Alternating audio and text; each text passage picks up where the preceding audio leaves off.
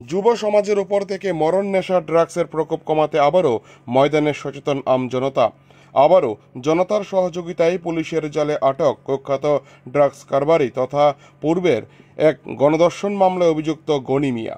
ঘটনা তেলিয়ামুড়া থানাধীন চাকমাঘাট এলাকায়।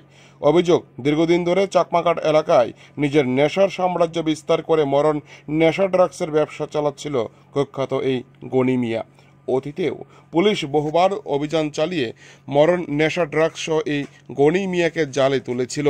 চাকমাঘাট এলাকায় মরণ নেশা ড্রাগসের এই রমরমা প্রত্যক্ষ করতে পেরে এলাকার সচেতন জনগণ সোমবার সংঘবদ্ধভাবে ড্রাগস কারবারি গনি মিয়ার চাকমাঘাট স্থিত বাড়িতে অভিযান চালায়। সেখান থেকে গনি মিয়াকে এলাকার লোকজন আটক করে উত্তম মধ্যম দিয়ে তেলিয়ামুড়া থানা পুলিশের কাছে এই ঘটনার খবর পাঠায়। তৎসঙ্গে ড্রাগসের নেশার সঙ্গে জড়িত আরও 3 যুবককেও আটক করে এলাকার লোকজন।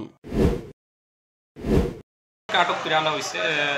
কি অভিযোগে তাদেরকে মূলত আনা হয়েছে?